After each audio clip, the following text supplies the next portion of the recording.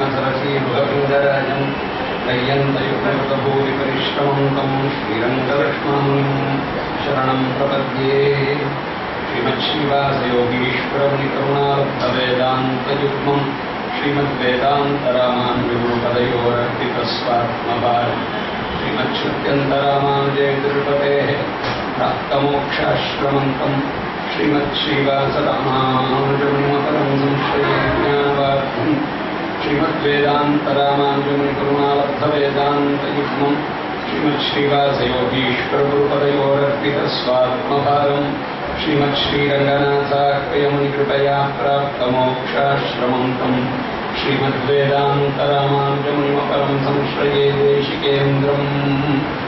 श्रीमान् वेङ्कटनाथार्यः कवितार्किककेसरी वेदान्ताचार्यवर्यो मे सन्निधत्तां सदा हृदीकमप्याद्यं गुरुं वन्दे कमलागृहमेघ्नं प्रवक्ता छन्दसां वक्ता पञ्चरात्रस्य स्वयं सह धर्मचरीं चौरेः सम्मन्त्रितजगद्धिताम् अनुग्रहमयीं वन्दे नित्यम् अज्ञातनिग्रहाम् ज्ञानानन्दमयं देवं निर्मलस्फटिकाकृतिम् आधारं सर्वविद्यानां हयग्रीवं उपास्महे विशुद्धविज्ञानघनस्वरूपं विज्ञानविश्राणनबद्धदीक्षं दयानिधिं देहभृतां शरण्यं देवं हयग्रीवमहं प्रपद्ये। व्याख्यामुद्रां करसरसिद्धिः पुस्तकं शङ्खचक्रे बिभ्रद्भिन्नस्फटिकरुचिरे पुण्डरीके निषण्णगा अम्लानश्रीरमृतविषधीरं श्रुतिप्लावयन् माम् आविर्भूयात् अनघमहिमा मानसे वागधीशगा।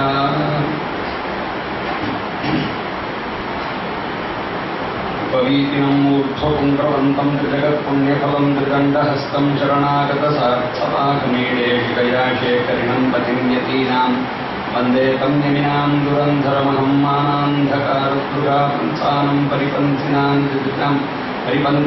जदृशाविन्धानविन्धानयां दत्तं येन दयासुधाम्बुनिधिना पीत्वा विशुद्धं पयगकालेन परिशैलकृष्णजलदघाकाङ्क्षाधिकं वर्षति।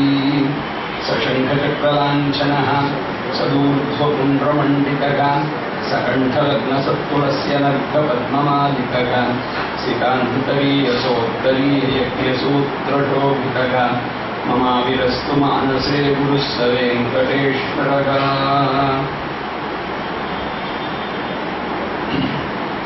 ஸ்ரீஸ்பதியான சர்வேஸ்வருடைய திவ்யமான அந்த முக்தைஸ்வரியத்தை நாம் பெறணும்னா அது கர்மயோகத்திலிருந்து பிராரம்பமாகிறது அப்படின்னு பெரியவா சொல்றாங்க. நாம் பண்ணக்கூடிய காரியம் இருக்கே, அந்த எந்த காரியம் பண்றதான எந்த கர்மாவும் கூட மோட்சத்துக்கு உபாயமாக பண்ணி கொள்ளும் போது, மோட்சத்துக்கு அது உபாயம் அப்படின்னு நினைச்சு பண்ற போது அது யோகமாக அமையும். கர்மா பண்ணாமல் யாருமே இருக்க முடியாது. கர்மா அதற்கு எல்லாரும் ஏதாவது ஒரு கர்மாவில் ஈடுபட்டே இருப்பார். நகி கஷ்டித் க்ஷணமபி ஜாது திஷ்டதி அகர்ம கிருத்துன்னு பகவான் கீதை சொல்றான். கர்மா பண்ணாமல் ஒரு க்ஷணமும் யாரும் இருக்க முடியாது அப்படின்னு சொல்லி. சும்மா உட்கார்ந்து இருக்கா, ஒரு வேலையும் பண்ணலன்னா அதுவும் ஒரு வேலை தான். சும்மா உட்கார்ந்து இருக்கிறது சுலபம் இல்லை, பெரிய வேலை தான். ஸ்ரீரங்கத்தில் ஒரு பிச்சைக்காரன் சும்மா எப்போதும் சந்நிதி முன்னாடி உட்கார்ந்துருப்பான். அவனுக்கு கோயிலில் இருந்து கட்டளை இருந்தால் ஒரு படி பிரசாதம் அவனுக்கு கொடுப்பாளாம். உருண்டை பொங்கல் பண்ணுறது அவனுக்கு கொடுப்பார். காலையிலேருந்து ராத்திரி மட்டும் அவன் சும்மா உட்காந்துருப்பான், ஒரு வேலையும் செய்ய மாட்டான், சும்மா உட்காந்துருப்பான். புது கலெக்டர் வந்தானா, அந்த புது கலெக்டர் வந்துட்டோ யார் யாருக்கு என்னென்ன படிகள் கொடுக்குற, அதுக்கு என்னென்ன காரணம் அப்படிங்கிறதெல்லாம் பார்த்துட்டோ ஒவ்வொருத்தருக்கும் ஒவ்வொரு மாதிரி கைங்கரியம் இருக்குது. அந்த கைங்கரியத்துக்காக அவளுக்கு பெருமாள் பிரசாதம் போன்றது கொடுக்குறா. அதெல்லாம் பார்த்து அது எல்லாத்தையும் அப்ரூவ் பண்ணா. சும்மா உட்கார்ந்து இருக்கணும்னு ஒரு படி கொடுக்குறாள், இது வேஸ்ட் அப்படின்னு சொல்லி அதிலிருந்து நிறுத்திடுங்கோன்னு சொன்னான். இந்த புதுசாக வந்தவன் எக்ஸிக்யூட்டிவ் ஆஃபீஸராக வந்தான், அதை நிறுத்திட்டான். இவன் ஆனாலும் கூட அங்கேயே வந்து உட்காருவான். ஒரு 4 நாள் பார்ப்பான், சாப்பாடு கிடைக்கலன்னா கிளம்பி போயிடுவான்னு அவன் நினைச்சான். இனிமேல் வரமாட்டான். ஒரு வாரம் ஆச்சு, 10 நாள் ஆச்சு, இவன் தினப்படி அங்கேயே வந்து உட்கார்ந்துருக்கான், அசையவே இல்லை. அவனுக்கு ரொம்ப கஷ்டமா இருந்தது. இவனை பனிஷ் பண்ணணுங்கிறதுக்காக இவனுக்கு படியை போடுறதை நிறுத்தினான். ஆனாலும் இவன் வந்துட்டு இருக்கான். என்ன ரொம்பவே சிரமமாச்சு. ஒரு நாள் நேரில் கேட்டான், உனக்கு தான் எல்லாம் நிறுத்திட்டேனே, நீ ஏன் உட்காந்துருக்கேன்னு கேட்டான். அதெல்லாம் ஒன்றும் இல்லை சுவாமி, பழக்கமாக இருக்கு, அதனால உட்காந்துருக்கேன்னா. இன்னொரு நாள் நீங்கள் இருக்கக்கூடாது, எழுது போ அப்படின்லாம் அவன் ரொம்ப ரொம்ப பலவந்தப்படுத்தினான். அப்போ இந்த பிச்சைக்காரன் இருக்கானே, சுவாமி ஒரு 2 நிமிஷம் இங்கே உட்காருங்க, நான் வந்துடுறேன், உங்களுடைய கேள்விகளுக்கு பதில் சொல்கிறேன்னா. வரேன்னு சொன்னவன் கிளம்பி போனான். 10-15 நிமிஷம் ஆனால் வரல. அவன் தன் கையில் இருந்த அந்த பாத்திரத்தை அவனுக்கு கையில் கொடுத்துட்டு போயிருந்தான். அவனுக்கு பாத்திரத்தை ரிட்டர்ன் பண்ணுற ரெஸ்பான்சிபிலிட்டி இந்த எக்ஸிக்யூட்டிவ் ஆஃபீஸருக்கு இருந்தது. உட்கார்ந்துருக்கான். 2 நிமிஷம் 3 நிமிஷத்துக்கு மேலே நான் உட்கார முடியலை.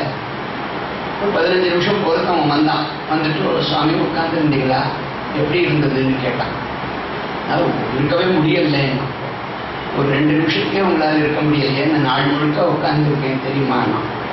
அப்போ இந்த எக்ஸிக்யூட்டிவ் ஆஃபீஸர் இருக்கானே, அவன் எனக்கு 1 படி போகாது 2 படி கொடுங்கன்னு சொன்னான்னு ஒரு சொல்றது உண்டு. ஸ்ரீரங்கத்தில் நடந்துருக்கான்னு சொல்றது உண்டு. சும்மா ஒருத்தன் உட்காந்துருக்கான்னா உட்காந்துருக்கிறதும் பெரிய காரியம்தான்.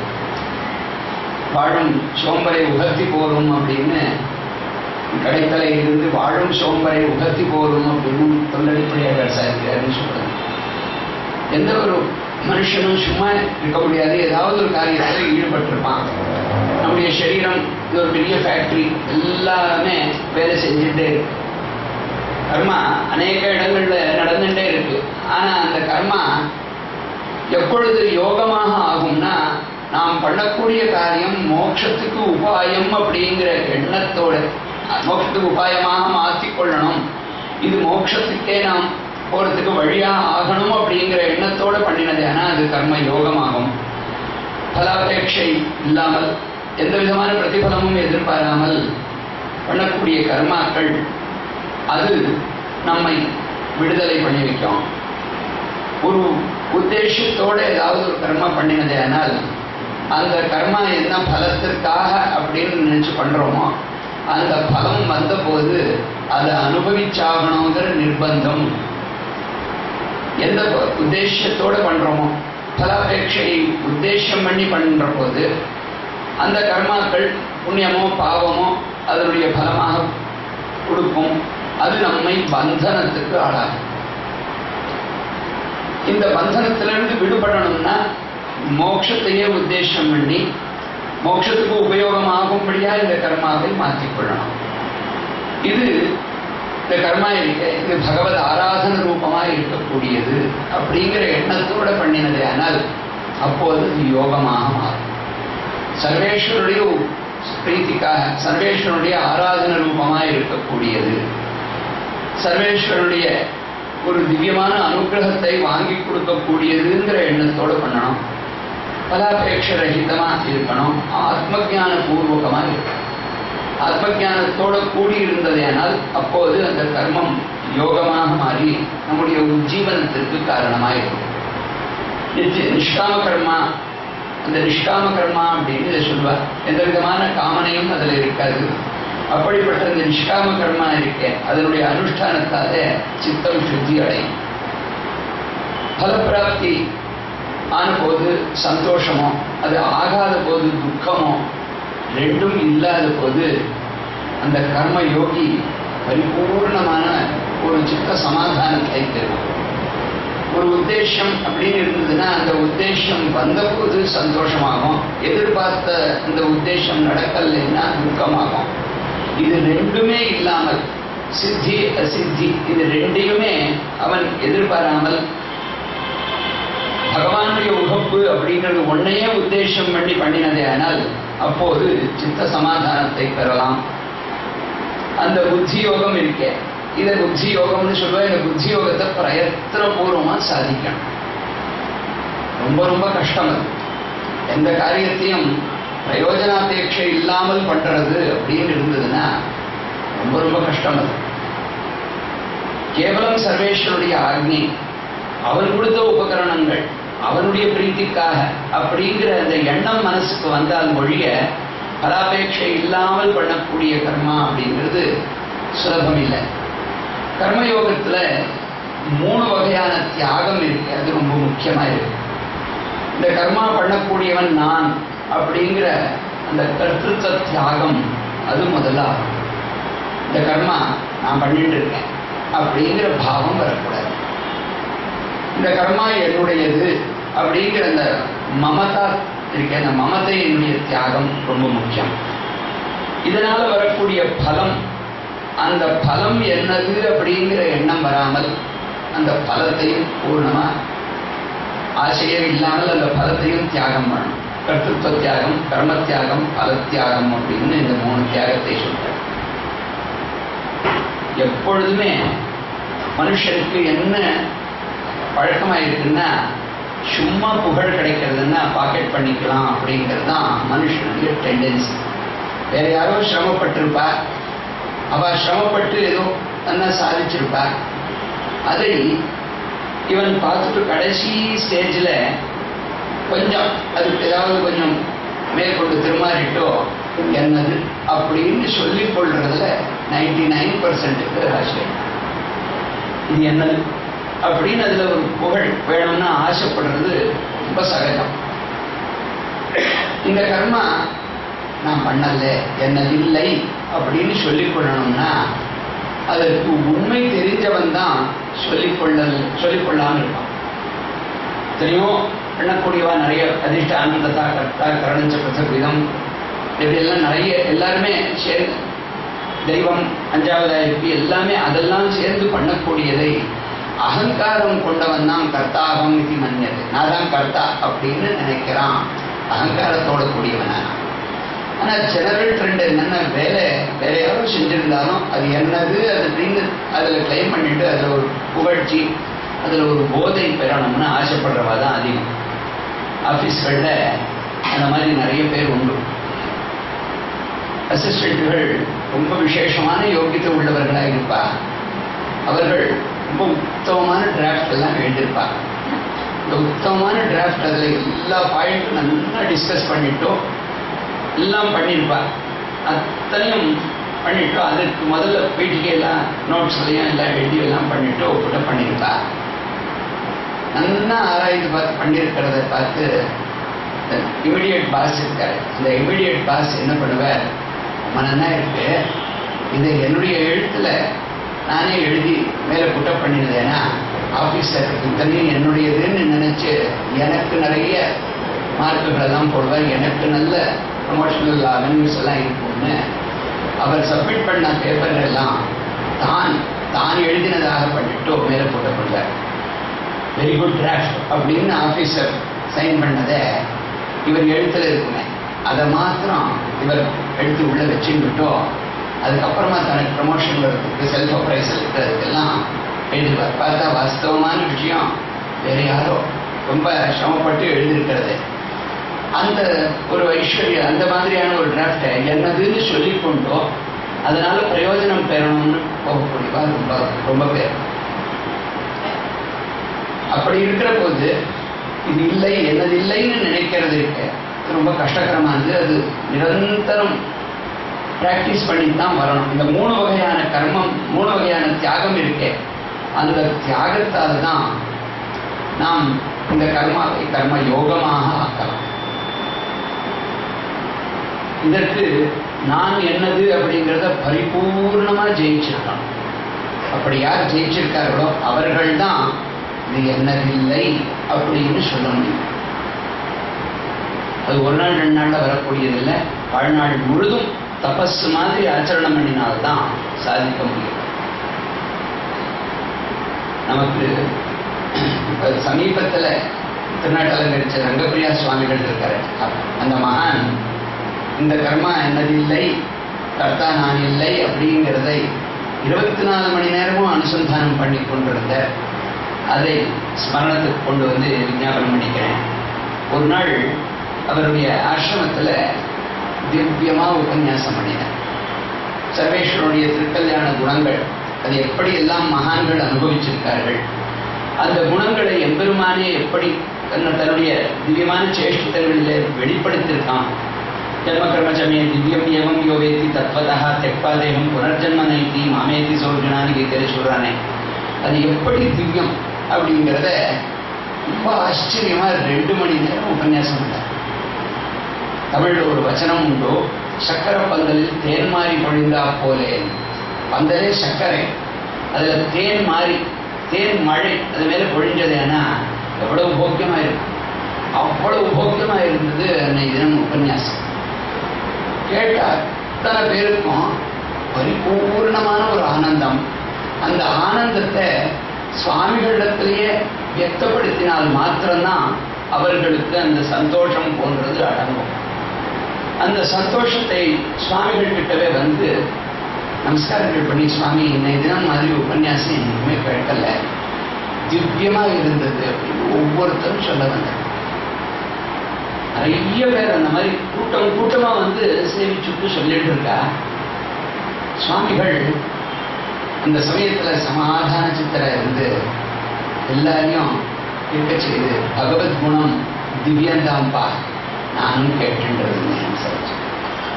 பகவத் குணம் நிச்சயமா உண்மையிலே அது திவ்யந்தான், அதுல ஒரு சந்தேகமும் இல்லை, நானும் கேட்டுருந்தேன். இந்த மாதிரியான ஒரு திவ்ய அனுபவத்துக்கு காரணமாக இருந்தவரே அவர்.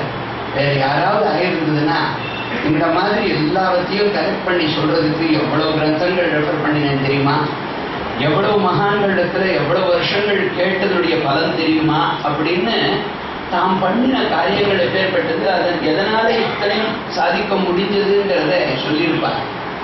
ஆனா சுவாமி, நானும் ஒன் ஆஃப் தி ஸ்பெக்டேட்டர், நானும் ஒன் ஆஃப் தி லிசனர், உள்ள இருந்து எப்பெருமான் மொழிய வச்சான். தன் சொல்லால் தான் தன்னை கீர்த்தித்த மாயன் அப்படின்னு நம்மாழ்வார் சாதிக்கிறாரு. அந்த மாதிரி என் நெஞ்சத்துள் இருந்து இங்கிருந்து தமிழ் நூல் இவை மொழிந்து நம்மாழ்வார் சாதிக்கிற மாதிரி அந்த சர்வேஸ்வரன் தான் உள்ளே இருந்து பேச வச்சான். அவனுடைய கீர்த்தியை அவனே பாட வச்சான், நானும் கேட்டு இருந்தேன். அப்படிப்பட்ட பரிபூர்ண ஆத்ம ஞானிகள் யாரோ அவர்கள் பண்ணக்கூடிய எல்லா காரியங்களும் கர்மயோகம்.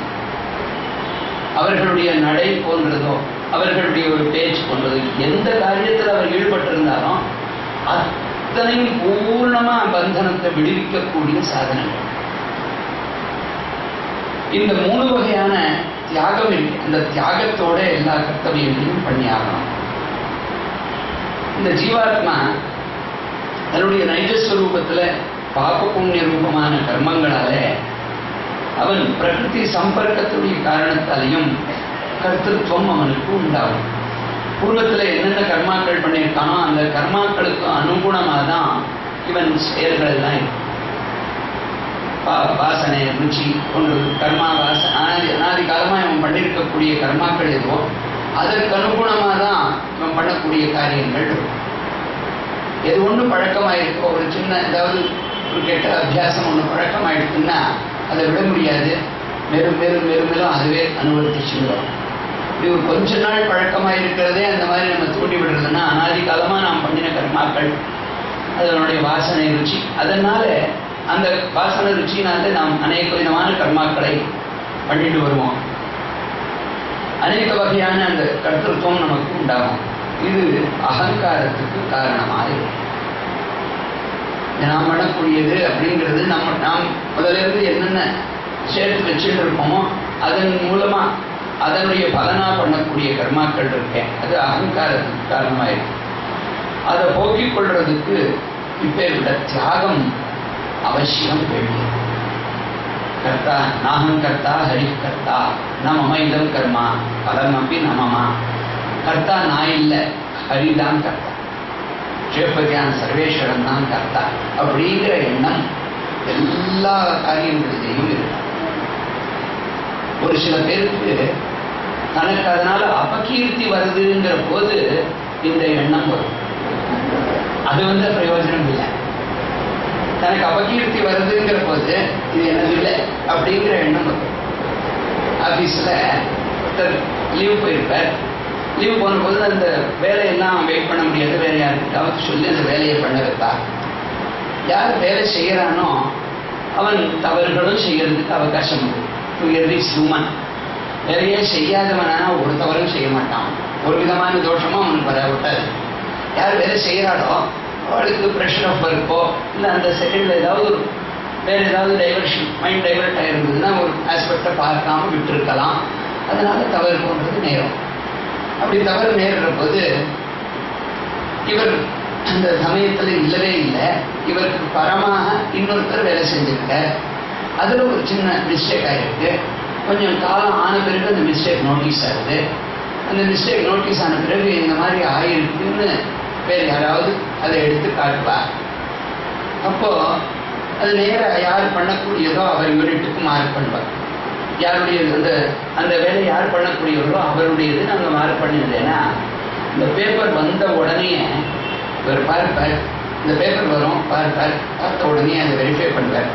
வெரிஃபை பண்ணி பார்த்தோன்னா இவர் அந்த நாளில் லீவு வேறு யாரோ பண்ணியிருக்கா, வேறு யாருக்கும் ஹேண்ட் ரைட்டிங் இருக்குது, அந்த ஹேண்ட் ரைட்டிங் வேறு ஒருத்தருதுன்னு சொன்னோடனே நேராக ஆஃபீஸர் இடத்துல போய் சார் நான் பண்ணலை, அவர் பண்ணது, அவருக்கு தான் தவறு அப்படின்னு நீட்டாக பாஸ் பண்ணிக்கலாம். எப்போ அப்பகீர்த்தி வருதோ அப்பகீர்த்தி வர்ற சமயத்தில் கர்த்தா நான் இல்லை அப்படின்னு சொல்றவா ரொம்ப பேர் உண்டு. ஆனால் அந்த மாதிரியான தியாகம் இருக்கே அது பிரயோஜனத்துக்கு வராது. கர்த்தா நான் இல்லை அப்படிங்கிறது இருக்கேன்.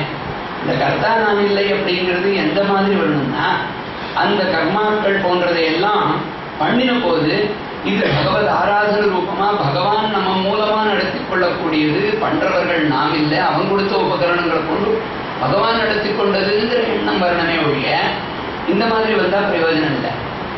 ஒரு பெரிய பிரின்சிபால் இருந்தார்.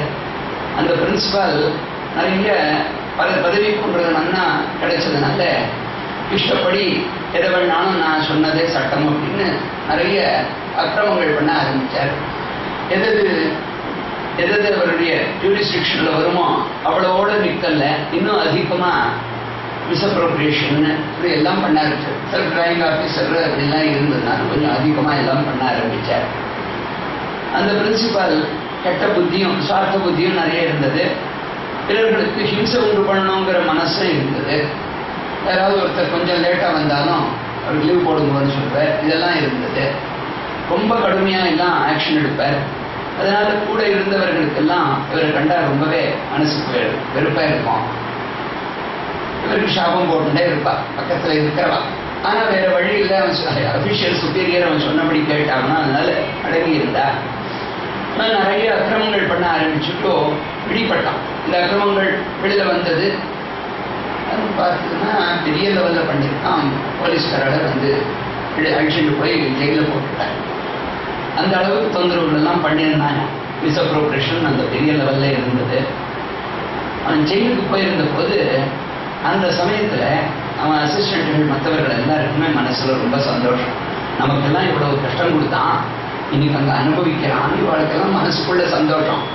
ஆனால் அதை அப்படியே வியக்கப்படுத்த முடியாது. அவங்ககிட்ட அந்த ஜெயிலுக்கு போய் அவரிடத்துல என்ன சார் இங்கே எவ்வளோ நல்லவர், உங்களுக்கு போய் இந்த நிலையா அப்படின்னு முதல்ல கண்ணீர் இதெல்லாம் அவங்களுக்கு சமாதானம் சொல்றதுக்காகவும் இன்னும் கொஞ்சம் அது அதிகமாக இருக்கிறதுக்கு அந்த மாதிரி பண்ண ஆரம்பிச்சாங்க. எல்லாரும் வந்தா சுவாமி உமக்கா இந்த மாதிரி கட்டம் அப்படின்லாம் சொன்னான். அப்போ அவன் சொன்னானா ஜெயிலில் இருக்கிறது நான் இல்லை பரசிவன் அப்படின்னா. அவன் வீரசேகரன் ஜெயில் வந்துடுவது நானல்ல பரசிவா அப்படின்னு சொன்னான்னு வேடிக்கையா சொல்றது. எப்போ பழி வருதோ இந்த பழி வரும்போது தியாகம் ரொம்ப பேருக்கு வருது, அது பிரயோஜனத்துக்கு வராது. உத்தமமான இப்ப சுவாமி இந்த உத்தமமான முறையில எல்லாத்தையும் எடுத்து சாதிச்ச பிறகும் சர்வேஸ்வரன் தான் மொழிந்தான் அப்படின்னு சொல்லி சாதிச்சாரு. அப்பேற்பட்ட தியாகம் தான் உண்மையான தியாகம். கர்த்தத்துவ தியாகம் அப்படின்னு சொன்னது ஏன்னா அது அகங்காரத்துக்கு காரணமாக இருக்கும். மற்ற கர்த்தத்துவங்கள் அதை போக்கிக் கொள்றதுக்காக இந்த தியாகம் அனுசந்தானம் பண்ணணும். தன்னுடைய கர்மாவை ஸ்ரத்தையோட சமர்த்தமா அதை பண்ணிட்டோ அதை பண்ணும்போதே அகர்த்தத்துவ அனுசந்தானம் இருக்கும். இதை நான் பண்ணலே அப்படிங்கிற அனுசந்தானம் இருந்தது. ஆனால் அப்போது அது கர்மயோகம். இந்த கர்மயோகத்தில் ஜீவாத்மாவுடைய ஸ்வரூபம் ஞானத்துடைய அனுசந்தானத்தோட புரியும். தன்னை பார்த்து கொள்ளும் போது ஞானாக்காரனாக ஞானம், அந்த ஞானமும் அதில் கலந்திருக்கு. சர்வேஸ்வருடைய ஆக்ஞை இது. சர்வேஸ்வரனுக்கு அதிசயத்தை உண்டு பண்ண வேண்டியது என்னுடைய கடமை, அதனால நடந்துட்டு இருக்கு அப்படிங்கிற இந்த சம்பந்த ஞானமும் அந்த கர்மாவில் தனக்கு இருக்கக்கூடிய சங்கம் போன்றது எப்பேற்பட்டதுங்கிறத உணர்ந்து செய்யணும். ஏன்னா இந்த கர்மா என் மூலமா நடத்தணும்னு அவன் திருவிழம்பத்திருக்கான். அதனால நான் எஸ்கேப் ஆக முடியாது, இந்த கர்மா பண்ணியே ஆகணும், அந்த கர்மா பண்ற போது பண்றவன் நான் இல்லை அப்படிங்கிற எண்ணம் இந்த ஞானத்தோட இருக்கும்.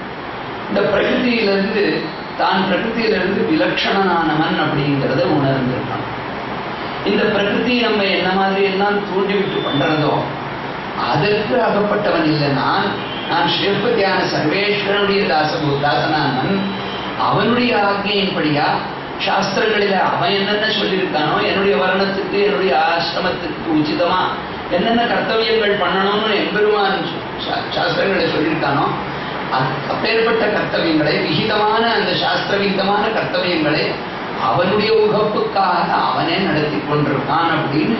இது ஈஸ்வர ஆராதன ரூபமான கர்மா, பகவானுக்கு சந்தோஷத்தை உண்டு பண்ணக்கூடிய கர்மா.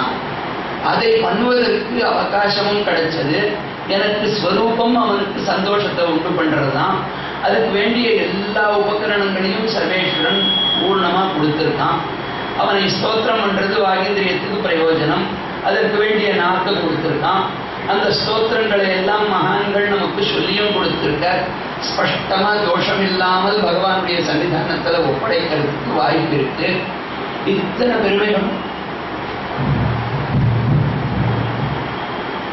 பெருமைகளையும் எம்பெருமான் கொடுத்து தன்னுடைய உகப்புக்காக இந்த சேவையை ஏற்றுக்கொள்றான் அப்படிங்கிற எண்ணத்தோட பண்ணினதே. ஆனால் அதுதான் உண்மையான கர்மயோகமாகும். அதை பண்ற போது யாராவது ரொம்ப ஸ்பஷ்டமா சொல்றாரு, இவர் ஒரு தப்பும் இல்லாம சொல்றாரு. எத்தனை பேர் இருந்தாலும் அவருடைய வாய்ஸ் தான் சுவாமி கேட்கறது அப்படின்னு மற்றவ யாராவது சொல்லிட்டு இருக்கிற போது உள்ளுக்குள்ளேயே பத்தியா என்ன அப்ரிஷியேட் பண்ணிட்டு இருக்காங்க, என்னத்தான் நினைச்சோம், என்னத்தான் பாடுறா அப்படிங்கிற ஒரு எண்ணம் வந்துருக்குன்னா அது பிரயோஜனத்துக்கு வர. இந்த எண்ணம் ரொம்ப சுலபத்துல வந்துடுது. ஆகையால் தான் சாஸ்திரங்கள் என்ன சொன்னான்னா, இந்த மாதிரி எக்ஸ்போஷர் இல்லாத கைங்கரியம் வசந்த கைங்கரியம்னு சொல்றாங்க. பூஜாத் கோட்டி குணம் ஸ்தோத்திரம், ஸ்தோத்ராத் கோட்டி குணம் ஜபா, ஜபாத் கோட்டி குணம் தியானம், தியானாத் கோட்டி குணம் லயஹான்னு ஸ்லோகம். பூஜை போன்றது, பெருமாளுக்கு திருவாராதனம் போன்றது பண்றதுன்னா அதற்கு பாக்கிய பரிகரங்கள் போன்றதெல்லாம் வேண்டியது. அர்ஜம் பாத்தியம் ஆச்சமணியம் ஸ்நானியம் சர்வார்த்தத்தோயம் அதெல்லாம் தூபம் தீபம் புஷ்பம் எல்லா விதமான உபச்சாரங்களையும் சமர்ப்பணம் பண்றதுக்கு வேண்டியது. அது எல்லாத்துக்கும் ஸ்பெசிஃபிகேஷன்ஸ் இப்பேற்பட்டதுதான் ஆகணும். புஷ்பம் கேசரம் இருக்கணும், வாசனை இருக்கணும், இப்பேற்பட்டதுதான் இருக்கணும். ஒவ்வொன்றுக்கும் எல்லாமே இருக்கு. நாம் பெருமாளுக்கு உகப்பா கைங்கரியம் பண்ணணும்னா அத்தனை கண்டிஷன்ஸும் ஃபுல்ஃபில் ஆகும்படியாக இருந்துதான் பூஜை பண்ணினா அதுதான் சமாதானமா இருக்கும். இத்தனையும் தேவை. பூஜை அப்படிங்கிறதுனா இதெல்லாம் இல்லாமல் பண்ண முடியாது. அந்த சமயத்துல பகவானிடத்திலேயே மனசு லயிக்கும்படியா இருக்கணும். அதுல ஏதாவது ஒரு சின்ன வித்தியாசம் இருந்து அந்த வித்தியாசத்துக்கு யார் காரணமோ அவர்கள் மீது கோபம் கொள்ளும்படியா ஆனதே ஆனால் அது ஆராதனம் ஆகாது. பாத்திரங்களை எல்லாம் வீட்டில் மாமி அலம்பி வைக்கணும். எங்கேயோ அன்னைக்கு கொஞ்சம் அவளுக்கு சமயம் இல்லை, அது பூர்ணமா இங்கே அழுக்கு போகும்படியா அலம்பி இல்லைன்னா அப்போது இவர்களை அலம்பிக் கொள்ளும்படியாகும். என்ன இது கூட பண்ண தெரியலையா, இதோட சுத்தமாக வைக்கணும்னு தெரியாதா அப்படின்னு கோவநாட்டில் கோவிச்சுள்ளதுன்னா அப்போ அது பூஜை நமக்கு என்ன இட்டார்த்தம் இருக்கும் அந்த இட்டார்த்தத்தை அளிக்காது. அந்த உபகரணங்கள் போன்றது பார்ட் அண்ட் பார்சல் ஆஃப் பூஜையானதுனால அதெல்லாம் வேண்டியிருக்கு. தனியா எங்கேயாவது சன்னிதி வீட்டில் தனியா பெருமாள் சன்னிதின்னு இருந்துட்டா கவலை இல்லை. அந்த மாதிரி இல்லாமல் மடப்பள்ளியில் தான், திருமடப்பள்ளியிலேயே எங்கேயாவது ஒரு இடத்துல பெருமாளை ஏழை பண்ணியிருப்பா, அங்கேயே திருவாராதனம் போடுறது.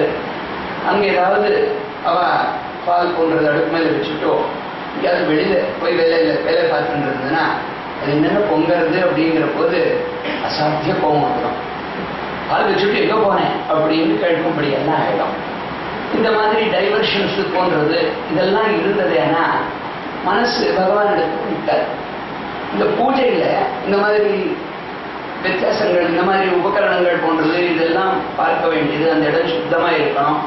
இதெல்லாம் பெருக்கி தொடைச்சு கோலம் விட்டு துர்கந்தம் இல்லாதபடி எல்லாத்தையும் சுத்தமா எல்லாம் பார்த்துக்கணும். அதுல ஏதாவது ஒரு சின்ன வித்தியாசம் இருந்தாலும் மனசு பகவானிடத்துல லைக்காது. இந்த பூஜை இருக்கே, இந்த பூஜை காட்டிலும் ஸ்தோத்திரம் அப்படின்னு பார்த்தீங்கன்னா அந்த ஸ்தோத்திரத்துக்கு இந்த உபகரணங்கள் தான் தேவையில்லை. பாத்திரங்கள் போன்றது எதுவுமே வேண்டாம். அந்த ஸ்தோத்திரம் சொல்ற போது எங்கன்னா அங்க உட்காந்து சொல்லலாம். எப்படி வேணாலும் இந்த ஸ்தோத்திரத்துக்கு பெருமாள் படம் சாதிக்கிறவங்க இருக்கணும், இல்லை பெருமாள் படம் இருந்தால் படத்துக்கு முன்னாடி உட்காந்து சொல்லலாம். இதெல்லாம் இருக்கு. ஸ்தோத்திரத்துல இந்த உபகரணங்கள் இல்லாததுனால டைவர்ஷன்கள் கொஞ்சம் கம்மியாகும். அந்த ஸ்தோத்திரம் இருக்க, அந்த ஸ்தோத்திரத்துல அதுலயும் சில பிராப்தங்கள் சுத்தமா சொல்லணும். அதுல ஏதாவது கொஞ்சம் வித்தியாசமா சொல்லிட்டதுன்னா விருத்தமான அர்த்தம் வந்து வா பா. இந்த வா பா ரெண்டுமே அக்ஷரங்கள் இருக்க. தமிழ்லையும் இந்த தெலுங்குலையோ இல்லை கன்னடத்திலையோ பார்த்தீங்கன்னா இந்த வாவுக்கும் பாவுக்கும் ஒரு புள்ளி தான் வித்தியாசம். அந்த புள்ளி வித்தியாசம் இருக்கிறத பிரிண்டிங்லேயே ஏதாவது மிஸ்டேக் இருந்ததோ அல்லது நாமே கிரகிக்கிற போது கொஞ்சம் வித்தியாசமாகவும் கிரகிச்சுட்டு இருந்ததுன்னா விருத்தமான அபிப்பிராயம். சமஸ்த கிளேஷாபகம் நிரதிசய சுகாவகம் ஆத்மீயம் ஸ்ரீமத் பாதாரவிந்த யுகலம்னு பகவத் ராமானுஜர் பெருமானுடைய திருவடிகளை பற்றி தரிக்கிறார். சமஸ்த கிளேஷ அபகம், சமஸ்த கிளேஷங்களையும் போக்கக்கூடியது. நிரதிசய சுகாவகம், நிரதிசயமான சுகத்தை நமக்கு அளிக்கக்கூடியது. இப்பேற்பட்ட அட்ஜெக்டிவ்ஸ் பெருமானுடைய திருவடிகளுக்கு கொண்டு ஒன்று சாதிச்சிருக்கார். பிரிண்டிங் மிஸ்டேக்ல இந்த வா பா ஆயிட்டு அந்த பா வா ஆயிட்டுன்னா சமஸ்த கிளேஷாவகம் அப்படின்னு சமஸ்த கிளேஷங்களையும் உண்டு பண்ணக்கூடியது. நிரதிசய சுகாவகம் அப்படின்னு சொன்னா நிரதிசயமான ஆனந்தத்தை போக்கக்கூடியதுன்னு விருத்தமான அபிப்பிராயம் உண்டு. இது ஒரு கொஞ்சம் ஏமாந்ததேனா யாரோ ஒரு ப்ரூஃப் பார்க்குற போது கொஞ்சம் வித்தியாசமா இருந்தாரோ அல்லது நாம் கிரகிக்கிற போது பா பா அப்படின்னு நாம் கிரகிச்சுட்டு இருந்தா விருத்தமான அபிப்பிராயம் வந்துடும். இவ ஸ்தோத்திர ரூபத்துல சொன்னது விருத்தமான அர்த்தம் கொடுக்கக்கூடியதா ஆகும். அப்படி ஆனாலும் கூட சர்வேஸ்வரன் சரியாதான் ஏற்றுக்கொள்றான். அவன் சர்வஜன், அவன் சரியா ஏற்றுக்கொள்றான்னு இருக்கு. அது சமாதானம் மாத்திரம்தான். சொல்ற பொழுது சொல்றது உண்டு. பத்மநாபோ அமரப்பிரபுன்னு நாமம் இருக்கு. பத்மநாபோ மரப்பிரபு, பத்மநாபோ மரப்பிரபுன்னு ஒருத்தர் சொல்லிட்டு இருந்தாராம். அப்படி சொல்லிட்டு இருந்தவரை பார்த்து ஒரு சம்ஸ்கிருதம் தெரிஞ்சவர் அப்படி சொல்லக்கூடாதுப்பா, அமரப்பிரபுன்னு அவன் திருநாமம், பத்மநாபோ அமரப்பிரபுன்னு சொல்லுன்னு திருத்தினார். பெருமாள் அவருடைய சொப்னத்துல சேவை சாதிச்சு அவன் சொல்ற பாவம் தான் எனக்கு முக்கியம், என்ன பதம் சொல்றானோ எனக்கு கணக்கில்லை, ஆகையால் நீயே அவனை கரெக்ட் பண்றதுக்கு போற, மரத்துக்கு பிரபு நான் இல்லாம நீ யான்னு கேட்டான்னு சமத்காரமா சொல்றான். மரத்துக்கும் பிரபு நான் தான், அமர பிரபுவும் நான் தான் அப்படின்னு பெருமாள் சொன்னாருன்னு இது சமத்காரமா சொல்லக்கூடிய வார்த்தை. அதற்காக போய் தப்பு சொல்றதுக்கு லைசன்ஸ் இருக்குன்னு யாரும் நினைக்கக்கூடாது. பாவம் முக்கியம். பாவகிராகி ஜனார்தனான்னு சொல்லியிருக்கு. ஒரு தாத்தா இருந்தாராம். அவர் கீதையை பாராயணம் பண்ணுவாராம். கீதை பாராயணம் பண்ணினா ஒரு ஸ்லோகத்துல எத்தனை அக்ஷரங்கள் இருக்கோ அதுக்கு 2 மடங்கு தப்புகள் இருக்கும். ஹ்ரஸ்வம் தீர்க்கமாகும், தீர்க்கம் ஹ்ரஸ்வமாகும், அநேக விதமா தவறுகள் வரும். அவர் ஸ்லோகம் சொன்னது என்ன நிறைய தப்புகள் இருக்கும். சம்ஸ்கிருதம் தெரிஞ்சவா கேட்கவே முடியாது, அந்த மாதிரி எல்லாம் இருக்கும். ஒரு சம்ஸ்கிருதம் தெரிஞ்ச வித்வான் இப்படி சொல்லக்கூடாது, இதை மாற்றணும் அப்படின்லாம் சொன்னாராம். அவருக்கு எத்தனை கரெக்ட் பண்ணினாலும் கூட இது நல்லா ஊன்றி போயிருக்கு. அவர் அதே தப்பையே திரும்பவும் சொல்லிட்டு இருக்கார். அவர் சைத்தன்ய பிரபுகள் காலத்துல இருந்தவர். சைத்தன்ய பிரபுகளுக்கு சிஷ்யராம். அந்த சைத்தன்ய பிரபுகளுக்கு இவர் கம்ப்ளைண்ட் பண்ணார், உங்க சிஷ்யன் இந்த மாதிரி தப்பு தப்பா சொல்றான், கொஞ்சம் நீராவது கரெக்ட் பண்ணக்கூடாதா, உமக்கே கெட்ட பேர் வரும், உங்க சிஷ்யன் நான் உங்க கெட்ட பேர் வரும், நீர் கரெக்ட் பண்ணக்கூடாதான்னு அவர் சொன்னாராம். அவர் சைத்தன்ய பிரபு இருக்காரு, சரி நான் கரெக்ட் பண்றேன் ஆகட்டும்னு சொல்லி வந்தாராம். வந்து கேட்டாராம். கேட்ட போது இதே மாதிரி அவர் சொன்னார். இதே மாதிரி சொன்ன போது சைத்தன்ய பிரபு எல்லா பெரிய சபையில இந்த தாத்தாவை கூப்பிட்டு படிக்க சொன்னார்.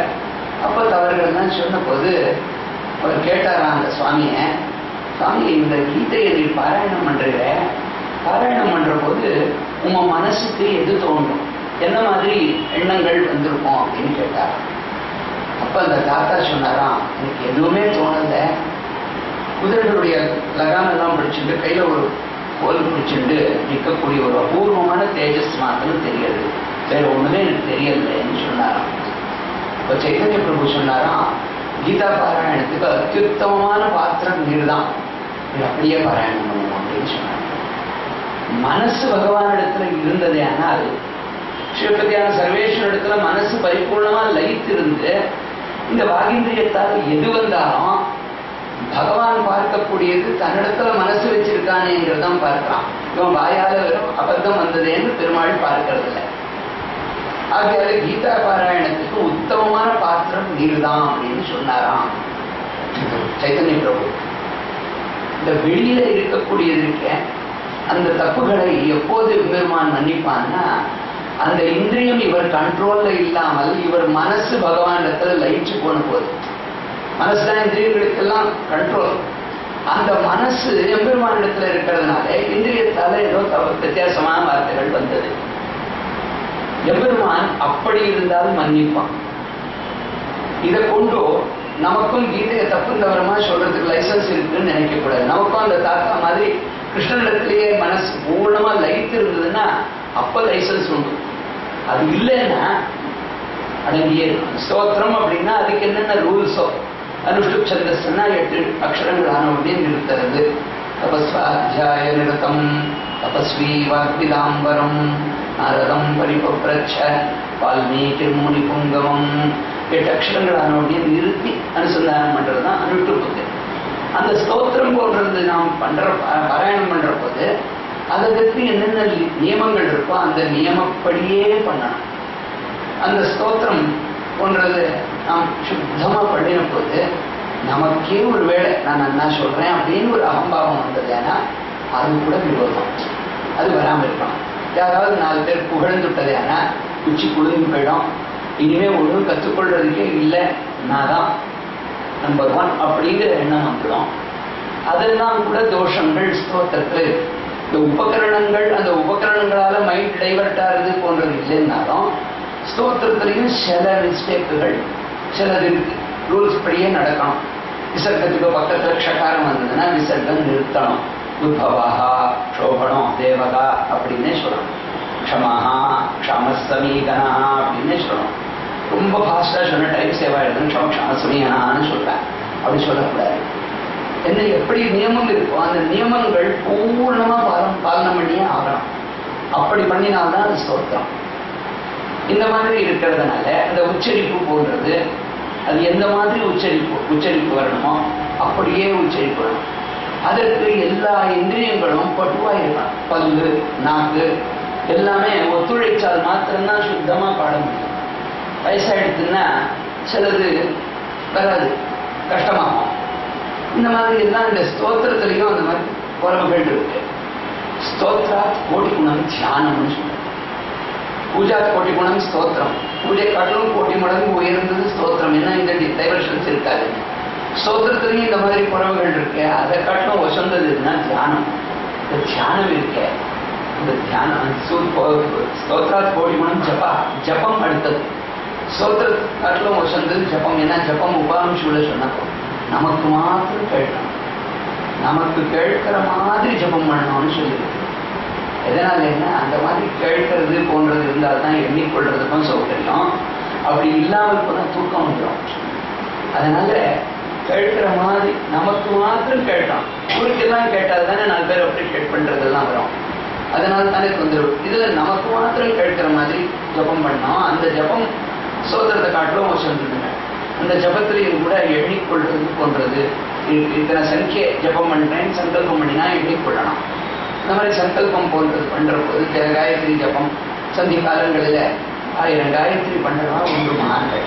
1000 காயத்ரி பண்றதானா அவர்களுக்கு தங்களை அறியாமலேயே ஒரு எண்ணம் வரும். மற்றவர்கள்லாம் ஒரு 10 காயத்ரி கூட பண்றதில்ல, நான் ஒவ்வொரு காலத்திலையும் 1000 பண்றேன் அப்படிங்கிற ஒரு எண்ணம் மனசுல வரதுக்கு அவகாசம் உண்டு. நன்னாவே எத்தனை சமயம் இருக்கோ அத்தனை சமயம் பூர்ணமா ஜபம் பண்ணி ஆகணும். ரொம்ப முடியலைன்னா அப்பதான் 10க்கு அவகாசம். அனந்தராம தீட்சிதர்னு திவ்யமா உபன்யாசம்லாம் சாதிப்பார். இந்த சுவாமி பெங்களூருக்கு எழுதியிருந்த போது உபன்யாசத்துல சாதிச்சார். இன்னைக்கு தினம் ஒரு பிள்ளையாண்டான் பூனலாட்சி அப்படின்னு வந்து நமஸ்காரம் பண்ணினான். நல்ல நிஷ்டை உள்ளவன் அப்படின்னா பெரியவாதான், அது நல்லா பண்றான், சந்தியாதிகளை தான் பண்றான் அப்படின்லாம் சொன்னேன். இந்த பையனை கேட்டேன், எவ்வளவு காயத்ரி பண்றடான்னு கேட்டேன். 10 காயத்ரி பண்றேன் மாமா அப்படின்னு சொன்னான். அப்போ நான் அவனுக்கு சொன்னேன், ஆபத்துக்கு 10ன்னு சொல்லியிருக்கா, உனக்கு தினமும் ஆபத்தான்னு கேட்டேன் அப்படின்னு.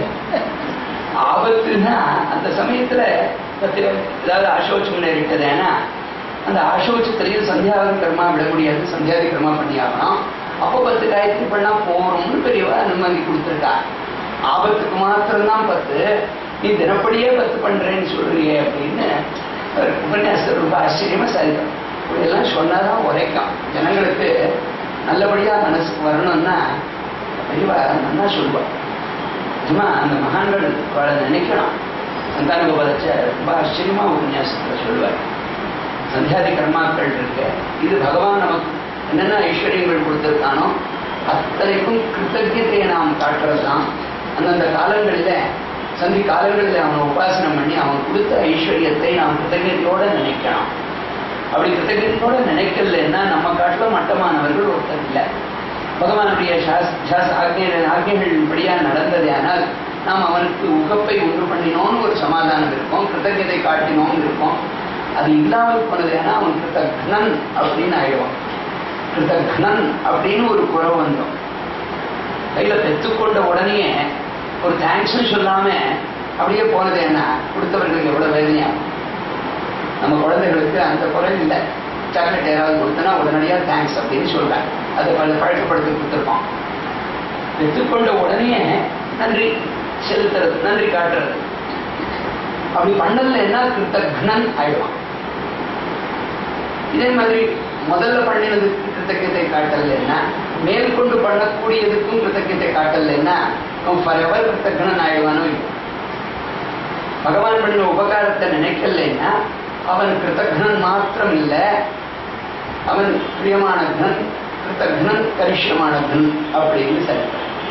3 காலத்திலையும் பகவான் பண்ணின உபகாரத்தை மறந்தவன் அப்படின்னு ஆயிடும். இப்படி குறவு வராமல் இருக்கிறதுக்காவது சந்தியாவந்தனம் பண்ணணும்னு சந்தானோட சொல்றோம்.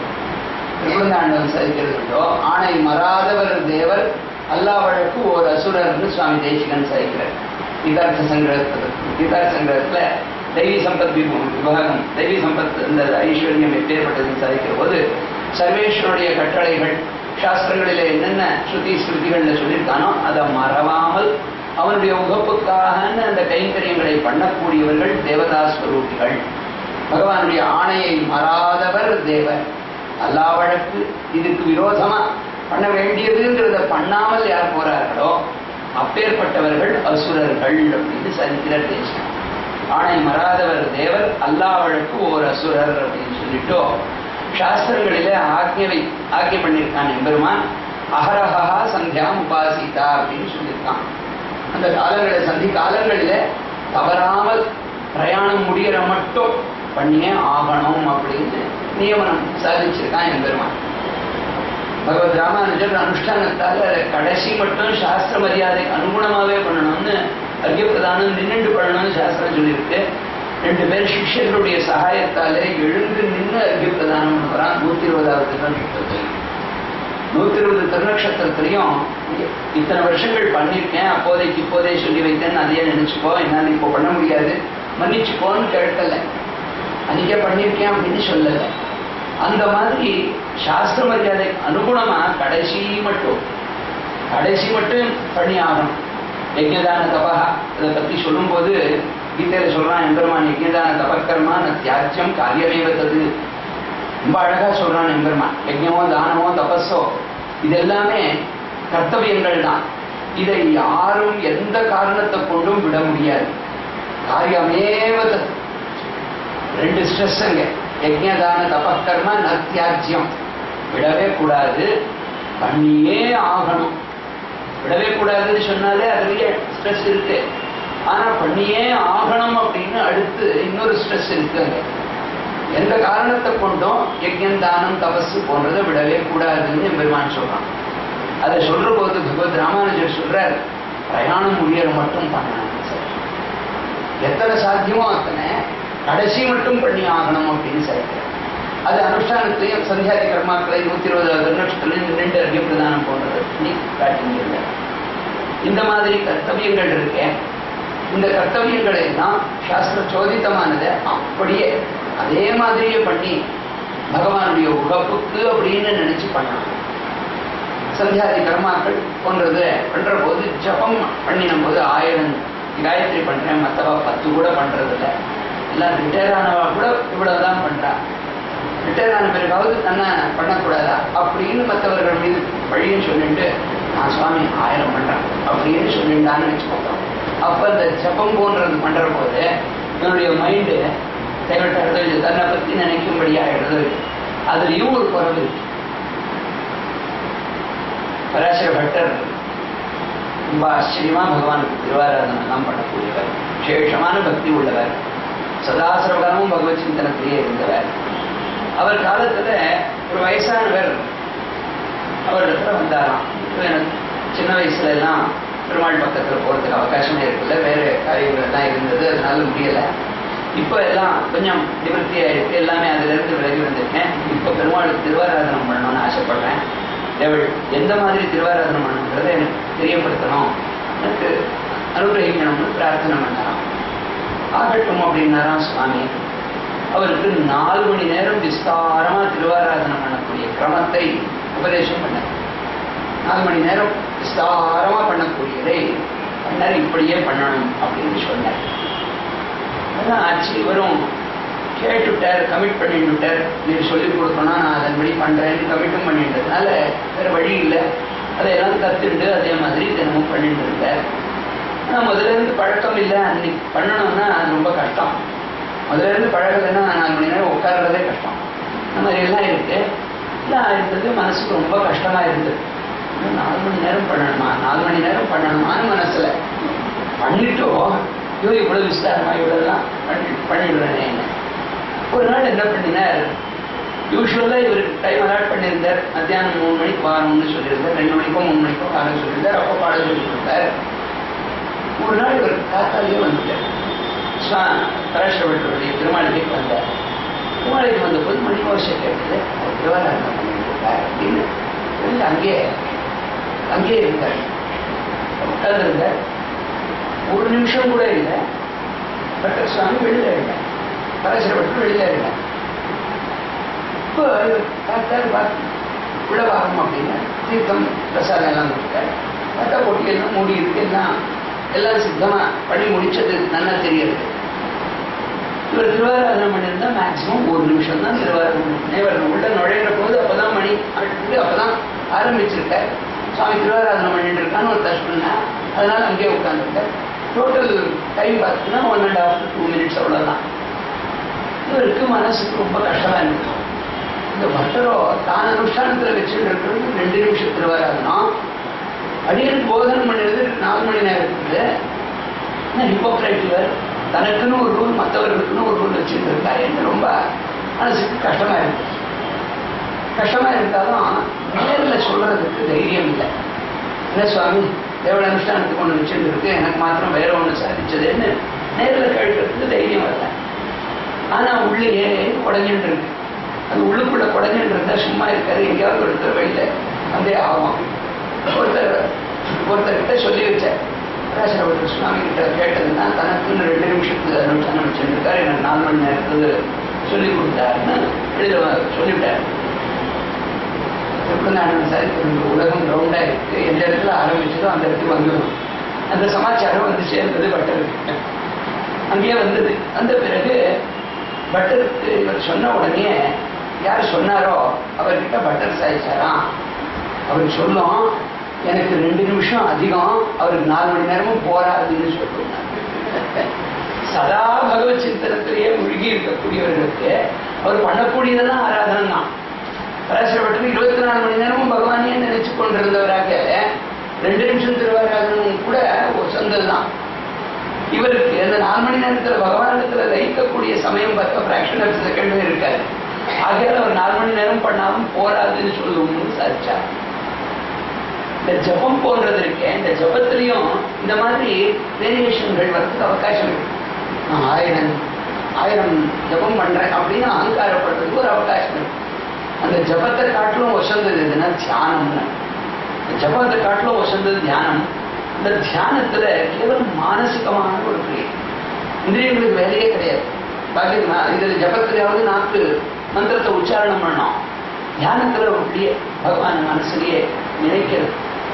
அதனால இந்த எந்த உபகரணமும் தேவையில்லை, மனசு ஒன்று இருந்தால் போதும். அது இதை காட்டிலும் வசந்தது, அங்க டிஸ்டர்பன்ஸ் இருக்காதுன்னு தியானம் ரொம்ப வசந்ததுன்னு சொன்னார். அந்த தியானமும் கூட பகவானோட லயித்து போனால் மாத்திரம்தான் அதனுடைய பர்பஸ் சர்வான.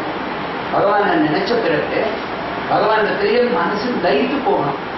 இந்த லயம் அப்படிங்கிற ஸ்டேஜ் இருக்க, அதை இட்டு பார்க்கிற போது தியானமும் மட்டமானதுதான்.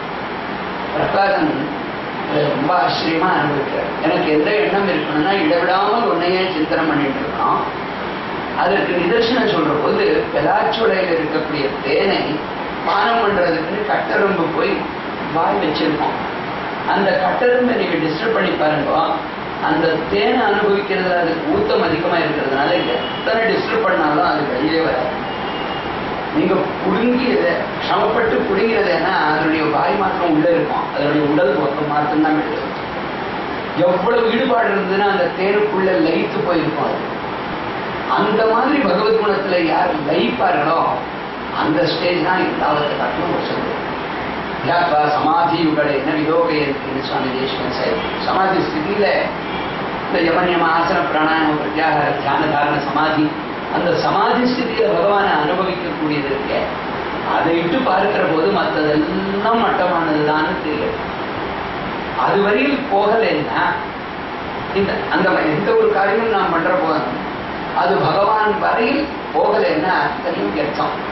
சுவாமி தேசிகன் சாய்க்கிறார், அம்மா பாதுகாதேவி உபச்சாரங்கள் எல்லாம் உன் திருவடிகள் வரையில் ஒன்வரையில் வரலன்னா பசுவத பரிசேஷான் பண்டிதோ நாம யஜ்ஞான் அப்படின்னு. அவ பண்ணக்கூடிய யாக யஜ்ஞாதிகள் எல்லாம் பசுவதத்துலதான் மிச்சம், பசுவதம் பண்ணினதுதான் மிச்சம். ஆனா உத்தேசம் சபலமாகணும்னா ஒவ்வொரையில் அது வரணும். பகவானுக்கு நாம் சமஸ்தமானவர்கள் சமர்ப்பிக்கக்கூடிய இந்த உபச்சாரங்கள் எல்லாம் என்னுடைய பாதுகா பரியந்தம் இருக்கணும். கடைசியில் எல்லாத்தையும் சொல்லி இந்த நமஹா நமஹா அது எல்லா விதேச பெருமான்களுக்கும்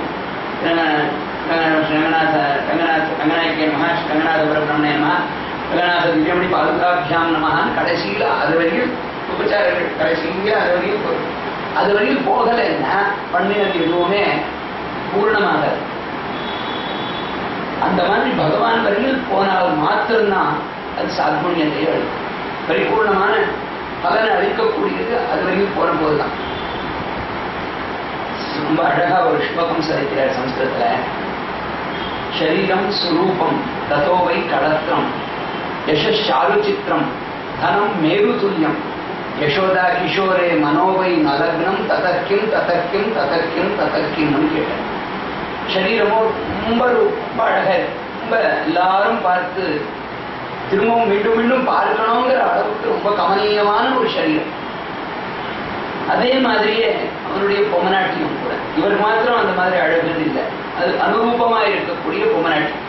ததோவை கடத்திரம் ஷரீரம் சுரூபம் ததோவை கடத்திரம் யசாலு சித்திரம். வெறும் அழகு மாத்திரம் இருந்தா போறாது, நல்ல கீர்த்தி போடுறது. நல்ல கீர்த்தியோட வாழ்ந்தால்தான் அந்த மனுஷனுக்கு பெருமை. எத்தனையோ இருக்கு, ஆனா நல்ல குணங்கள் இல்லைன்னா எல்லாரும் பரவா பேசுவாங்க.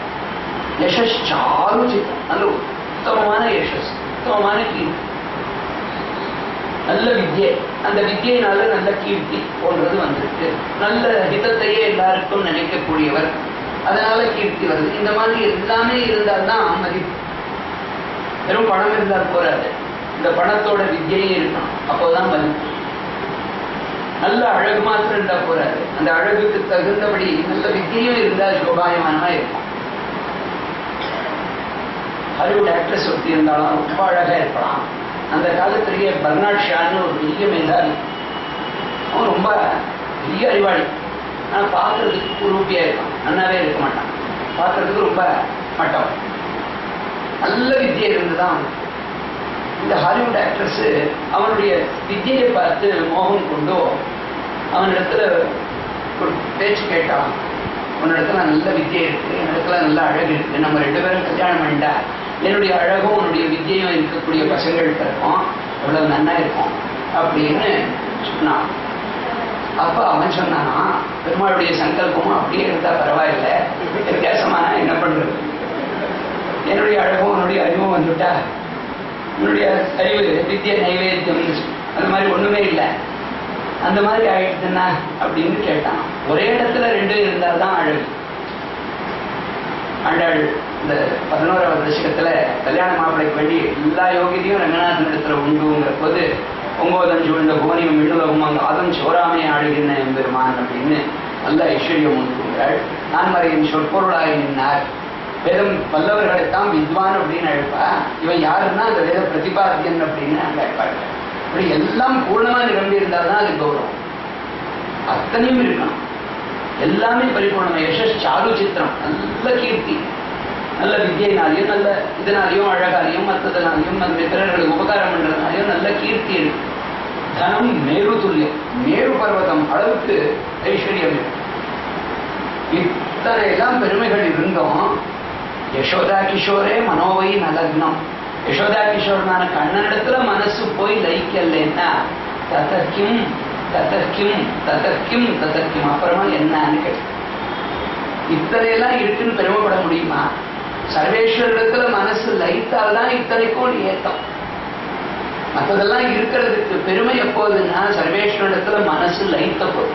ததக்கிம் ததக்கிம் அப்படின்னு கேட்கிறார் கவி. குரு ரங்கியுமே மனோவை நலக்னம்னும் பாட்டாந்தரம். ஆச்சாரியருடைய திருவடி தாமரைகள்ல நமக்கு பக்தி இல்லாமல் போனது யாரா? குரு ரங்கியுமே மனோவை நலக்னம்னு அவருடைய திருவடி தாமரைகள்ல மனசு லைக்கல்லேன்னா அப்படின்னு ஒரு பாட்டம் உண்டு. ஜெகத்குருவா இருக்கக்கூடிய கிருஷ்ணன் வந்தே ஜெகத்குரும் அப்படிங்கிற கிருஷ்ணனிடத்துலேருந்து ஸ்லோகம் இருக்கு. அந்த ஸ்லோகத்துக்கு பாட்டாந்தரம் குரு ரங்கியுமேனும் பாட்டம் உண்டு. இந்த மாதிரி இருக்கிறதுனால எந்த ஒரு காரியமும் சாத்குண்யத்தையை பெறணும்னா லயம் அப்படிங்கிற ஸ்டேஜ் லயம் லயித்து போ. அப்படி இருந்து பண்ணின எல்லா காரியங்களும் கூட முக்தி பரியந்தம் நம்மை அழிச்சுட்டு போச்சு. முக்தியையே விடது. அதுதான் இந்த கர்ம யோகம் அப்படின்னு சொல்லுவா. அந்த நிலையில யார் இருக்கார்களோ, இப்படி ஸ்ரத்தையை வளர்த்து கொண்டு யார் கைங்கரியங்கள் கர்மயோகத்தில் ஈடுபடுறார்களோ அவர்களுடைய அந்த கர்ம யோகத்துல ஞானத்துடைய அம்சமும் இருக்கு, பக்தி அம்சமும் இருக்கு. ஏன்னா அந்த சர்வேஸ்வரிடத்துல அபரிமிதமான ஒரு பிரேமம் இருக்கிறதுனால்தான் அவனுடைய ஆக்ஞைன்னு அவனுடைய உகப்புக்காக பண்றார். இந்த மூணும் ஒன்றை விட்டு ஒண்ணு இல்லை.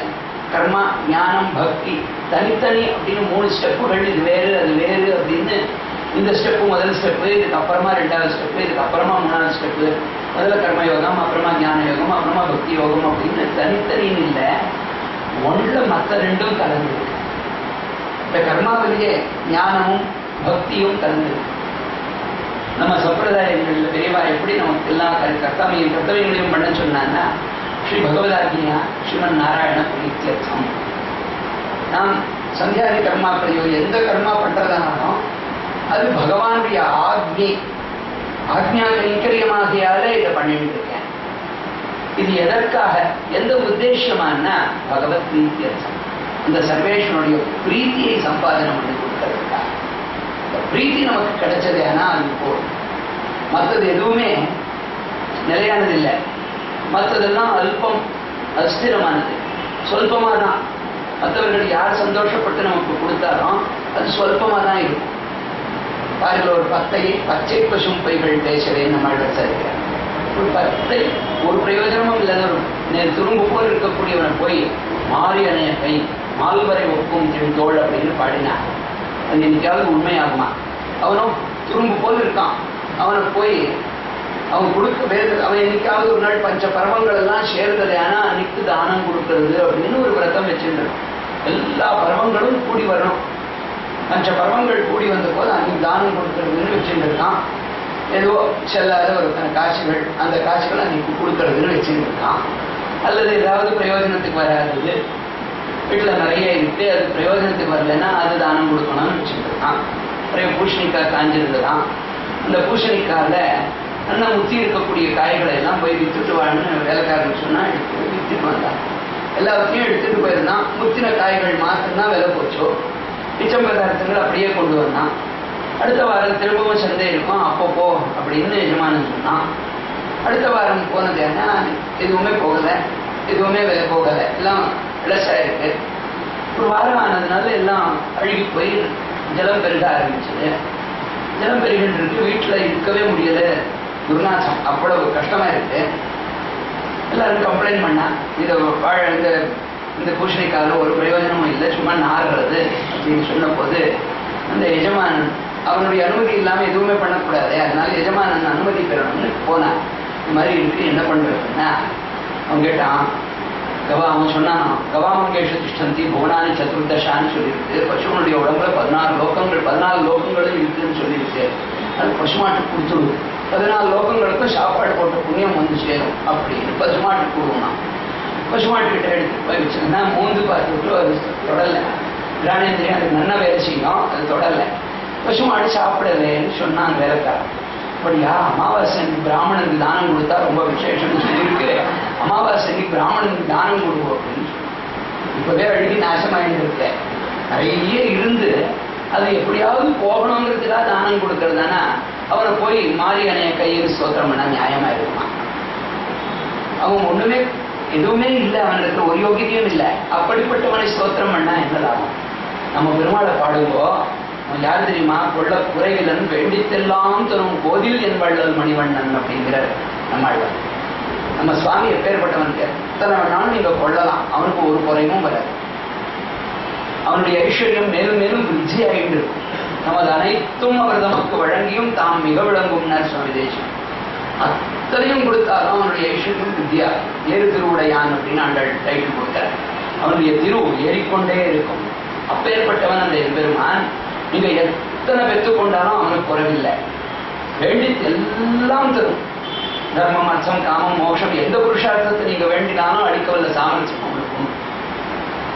சர்வலாபாய கேசவகான்னு ஏகைக பலலாபாய சர்வலாபாய கேசவான். மற்றவர்கள் இடத்துல போனா ஒவ்வொரு பிரயோஜனம் தான். சங்கரன் இடத்துல போனா ஞானம் கிடைக்கும், சூரியன் இடத்துல போனா ஆரோக்கியம் கிடைக்கும், குபேர் இடத்துல போனா ஐஸ்வர்யம் கிடைக்கும். இந்த மாதிரி ஒவ்வொரு ஐஸ்வர்யம் ஒவ்வொரு பிரயோஜனம் தான் ஒவ்வொருத்தர் இடத்துல. எல்லாம் மொத்தமா வேணும்னு ஆசைப்பட்டதுன்னா நம்ம சர்வேஸ்வரன் இடத்துல வரும். சர்வலாபாய கேசவா. இது எதுவுமே வேண்டாம், நீதான் வேணும் அப்படின்னு நினைச்சாலும் அங்கதான் உன்னை அர்ச்சித்து வந்தோம்னு ஆண்டாள் சாதிக்கிறாள். இந்த மாதிரி வேற எந்த பிரயோஜனமும் அது பிரயோஜனம் இல்லாத, வேற எந்த புருஷார்த்தமும் பிரயோஜனம் இல்லை, நீதான் வேணும் அப்படின்னு வந்தாலும் அதுக்கும் எம்பெருமானத்துல வரும். மொத்தமா எத்தனையும் வேணும்னு வந்தாலும் கேட்டாலும் அதுக்கும் பகவான் இடத்துல தான் வரும். திருக்குறள் சார் இப்ப நம்ம பெருமாள் எப்படின்னா பெரிய டிபார்ட்மெண்டல் ஸ்டோர் மாதிரி, எது வேணாலும் கிடைக்கும், எதை கேட்டாலும் கிடைக்கும். டிபார்ட்மெண்டல் ஸ்டோர் மாதிரி இப்ப சொல்லணும்னா மால் மாதிரின்னு சொல்லணும். இப்பெல்லாம் மால் கல்ச்சர் தானே. அந்த மாதிரி எல்லாத்தையும் பரிபூர்ணமா அள்ளி கொடுக்கக்கூடிய சாமர்த்தியம் உள்ளவன் அந்த எம்பெருமான். அவனை மாரியனைய கையில் ஸ்தோத்திரம் பண்ணது ஏன்னா நியாயம். இது 2 மால்வரை தோல் அப்படின்னு நல்ல பலிஷ்டமான பர்வதம் மாதிரி தோளுடையவன் அந்த எம்பெருமான். அவனை போய் மால்வரை ஒப்புன்னு தென்தோள்னு பாடினா அது நியாயம். அல்பர்களை பாடி என்ன பிரயோஜனம்? அந்த மாதிரி அல்பர்களை பாடாமல் சர்வேஸ்வரனையே பாடணும். அந்த சர்வேஸ்வரனை தவிர வேறு யாரிடத்திலையும் போய் கையெழுத்து நிற்கக்கூடாது. நமக்கு பிரயோஜனமா வேண்டியது கேவலம் சிவபதியான சர்வேஸ்வரன் அப்படிங்கிற எண்ணத்தோட அந்த ஆத்ம ஞானம் அந்த பக்தியோட பண்ணணும். ஸ்ரீ பகவதாஜ்ஞா ஸ்ரீமன் நாராயண பிரீத்தியர்த்தம்னு அவனுடைய பிரீத்தியை உத்தேசம் பண்ணினது. ஆனால் சமஸ்தமும் நம்முடைய சொத்தாகும். ஏன்னா அத்தனைக்கும் அதிபதி அந்த எம்பெருமான். அவனே நம்மவன் அப்படின்னு ஆயிடுச்சுன்னா வித் ஆல் அந்த கண்டென்ட்ஸ் கண்டெய்னர் எல்லாமே நம்மதாயிடுமோ இல்லை, அத்தனையும் நம்முடைய சொத்தாகும். சர்வேஸ்வரனிடத்துல அத்தனையும் இருக்கு. அவன் நம்முடைய சொத்தாயிட்டான்னா மொத்தமும் நம்மை சேர்ந்ததாக ஆகிடும். அதுதான் சாத்துரியம். அவனிடத்துல அவனையே வேண்டும். அவனுடைய அனுகிரகம் ஒன்று இருந்தது ஆனால் அது எல்லாவற்றையும் தந்து கொடுக்கும். அதையால அதைத்தான் விரும்பணும்னு சொல்றாங்க. இதே மாதிரி ஆச்சாரியர்களிடத்திலையும் அவர்களுடைய கிருபை ஒன்று இருந்தது ஆனா போகணும்னு அதை எதிர்பார்க்கிறதானா அவர்களுக்கு சமஸ்தமும் வந்து சேரும். இப்ப எழுதிருக்கிற அழகிய சிங்கர் ரொம்ப ஆச்சரியமா விஷ்ணுதான் சாதிச்சார். 45ஆம் பட்ட தேசம் வெளிவன் சுவாமி. அவர் முக்கூர் ரிஷிங்கர் காலத்துல முக்கூர் ரிஷிங்கர் சிஷ்யர்களை எல்லாரையும் பார்த்து ஒரு சில சிஷ்யர்கள் அந்தரங்கமா ரொம்ப ஆத்மார்த்தமா பெருமாளுக்கு கைங்கரியம் பண்றா, ஒரு சில பேர் வெறும் ஷோ பண்றா. இந்த மாதிரி ஷோ பண்றது தப்பு அப்படின்னு நேரில் அவளுக்கு தெரியப்படுத்தினாலும் அவர் திருந்தலை. வேற எப்படியாவது அவர்களுக்கு தெரியப்படுத்தணும்னு சொல்லி அவர் தன்னுடைய திருநக்ஷத்திரத்தன்னைக்கு அந்தரங்கமா ஆத்மார்த்தமா கைங்கரியம் பண்ணக்கூடியவர்களுக்கு 1000 ரூபாய் சம்பாவனையும் ஜெரிஷாலையும் போத்துறதுன்னு தீர்மானம் பண்ணிட்டார். ஷோ பண்ணக்கூடியவர்களுக்கு 250 ரூபாய் சம்பாவனை சாதாரண சாலை இதை போத்துறதுன்னு தீர்மானம் பண்ணிட்டாராம். கூட்டம் எக்கச்சக்கமா இருக்கும் திருநக்ஷத்திரத்தன்னைக்கு. இவர் பார்த்து எல்லாம் யார் யார் எப்படி அப்படின்னு பார்த்து எல்லாம் தெரியவங்க பண்ணியிருக்கார். அவர் அனுகிரகம் பண்ணியிருக்கார். இப்படியெல்லாம் ஆச்சு. ஒரு 2-3 நாள் ஆனதுக்கு அப்புறமா ஒரு சுவாமி, அவர் வெறும் வேஷம் போடக்கூடிய சுவாமி, எல்லார் இடத்துலையும் நான் ரொம்ப கைங்கரியம் விசேஷமா பண்றேன் அப்படின்னு காட்டிக்கொள்றது மாத்திரம்தான், உள்ள ஒன்றும் இல்லை. அந்த சுவாமி ஜெரிகசாலை இப்ப சுத்திட்டு வந்து சேவிச்சார். சேவிச்ச உடனே ஐஷிங்கர் அவரை பார்த்து ஒரு சிரிப்போட, எந்த முட்டாள்டா உனக்கு ஜெரிகசாலை போத்தினான்னு கேட்டாங்க. உன்னுடைய யோகிதை எல்லாருக்கும் தெரியுமே, எவன்டா போத்தினான்னு கேட்டாராம். அவருக்கு ரொம்ப கோபம் வந்துட்டோம். திருநக்ஷத்திரத்துக்கு ஐஷிங்கர் தான் அனுகிரகிச்சது அப்படின்னு கோபத்தோடையே சொன்னாராம். உனக்கு வந்துட்டா அப்படின்னு, உனக்கு கொடுத்துட்டேனா அப்படின்னு சாதிச்சாராம் ஐஷிங்கர். அதே சமயத்துல அந்தரங்க பக்தி உள்ளவர் சுவாமி, அவர் ஆர்டினரி சார்பு இடத்துல சுத்தின்னு இருந்தார். அவரை பார்த்துட்டோ அவர் ஒண்ணுமே சொல்லல. அவரை பார்த்த உடனே ஐஷிங்கர், நான் உனக்கு ஜெரிசால போத்தணும்னு நினைச்சேனே, உனக்கு இதுதான் வந்துட்டோ அப்படின்னு கேட்டார். அப்ப அந்த சுவாமி சாதிச்சாராம், ஐஷிங்கர் திருவுள்ளத்துல அது இருந்ததுன்னா அது ஜெரிசாலை காட்டிலும் பெரிய சம்பாவனைன்னு சாதிச்சார். ஆச்சாரியர் திருவுள்ளம் பத்தினா அது போறோம், அது எல்லாத்த காட்டிலும் பெரிய சம்பாவனைன்னு சாதிச்சார். இவர் யார் வேஷம் போட்டவரோ அவர் திருவுள்ளத்துல இல்லைன்னா ஏன் தான் சால்வை போத்திருக்கணுமோ அப்படின்னு.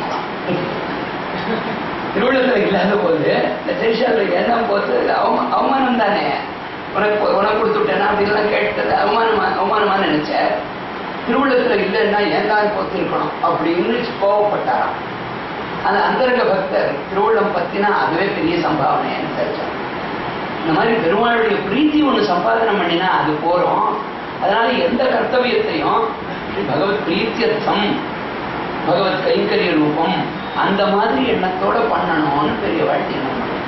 அப்படி பண்ணினது ஏன்னா இந்த துவந்தங்களுடைய பிரபாவத்திலிருந்து சுகதுக்கம், சீதம் உஷ்ணம், இந்த துவந்தத்திலிருந்து விடுபட்டு அவன் பெரிய சாதகனாக இந்த கர்த்தவியங்கள் நிர்வாகம் பண்ற போது இந்த எண்ணத்துக்கு தான் முக்கியத்துவம். அந்த எண்ணத்தோட பண்ணினது ஆனால் அது ஒசந்தது.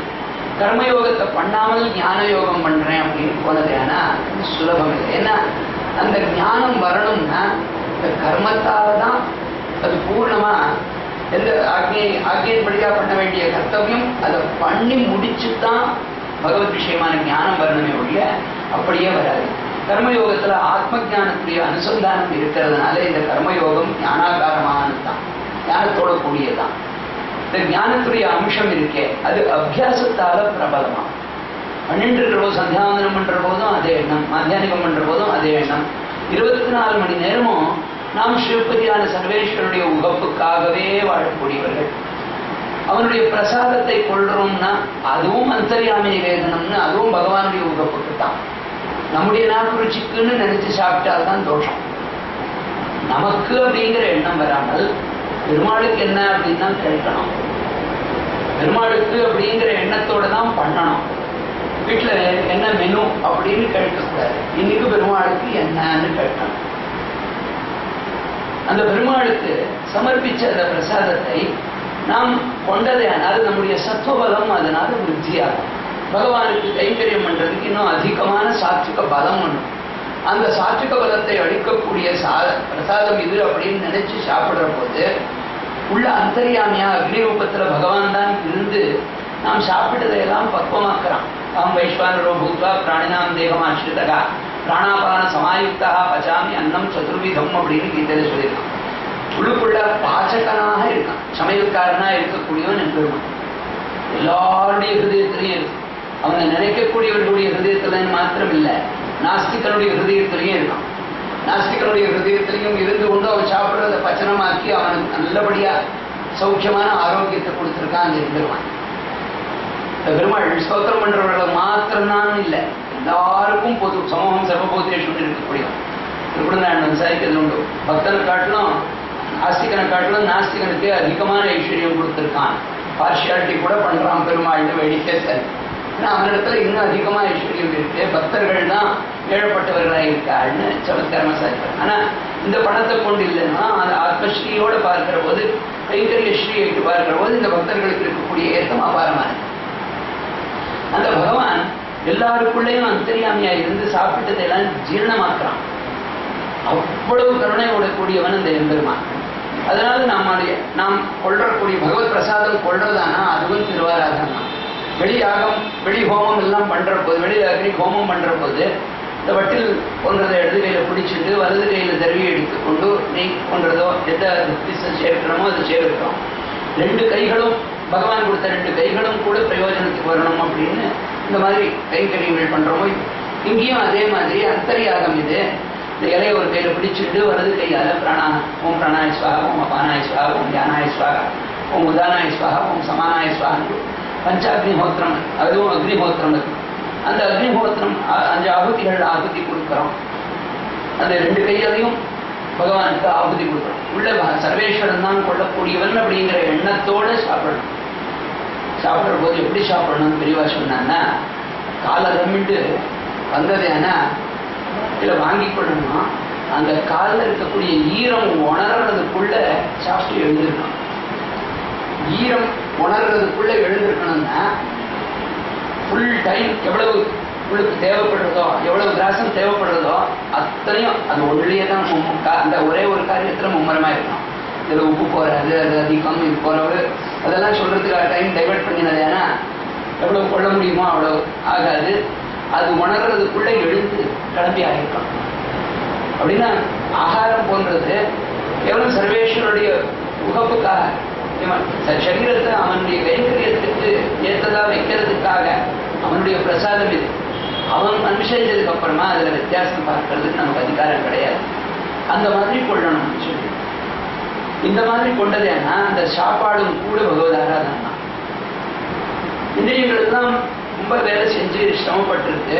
காலையிலிருந்து ராத்திரி மட்டும் எல்லா இந்திரியங்களும் வேலை பண்ணிருக்கு. போய் அந்த வேலையில டைட்னஸ் வந்து ரொம்ப களைப்பு உண்டாயிருக்கு. அந்த இந்திரியங்களுக்கு கொஞ்சம் காலம் விஸ்ராந்தி கொடுத்ததே ஆனால் அப்போதான் மறுநாள் இன்னும் புது உணர்ச்சியோட நல்லபடியா கைங்கரியம் பண்ணும். ஆகையால அந்த இந்திரியங்களுக்கு கொஞ்சம் காலம் விஸ்ராந்தி கொடுக்கணும்னு சொல்லி தூங்குறோம். யோகம்னு பேர். யோகமும் அப்படின்னு இருக்கு. அந்த தூக்கமும் கூட பகவத் ஆராதனை தான். பஞ்சகால பாராயணர்கள் அப்படிங்கிற போது அபிகமனம், உபாதானம், வித்யா, சுவாத்தியாயம், யோகம் அப்படின்னு சொல்றது. அதுல தூக்கம் போன்றதும் பகவத் ஆராதனை தான். இந்திரியங்களால இன்னும் அதிகமான ஒரு பிரயோஜனத்தை நாம் பெறணுங்கிறதுக்காக இப்போது அந்த இந்திரியங்களுக்கு விஸ்ராந்தி கொடுத்துருக்கோம். இதுவும் பகவத் ஆராதனை தான். ஒரு சில பேர் சொல்றது உண்டோ, நமக்கு சாப்பிட்றது தூங்குறதை தவிர வேற ஒன்றும் தெரியாது சுவாமி, அது ஒண்ணுதான் அப்படியே அதுதான் அப்படின்னு சொல்ற. இந்த எண்ணத்தோட சாப்பிட்டு இந்த மாதிரி தூங்கினதான் அதுவும் பகவத் ஆராதனை. கேவலம் நாம் வாழறது எல்லாமே தினசரி முழுக்க ஆரம்பத்திலிருந்து அந்தியம் வரையில் எதை நினைச்சு பார்த்தாலும் அவனுடைய உகப்புக்காகவே வாழ்வு.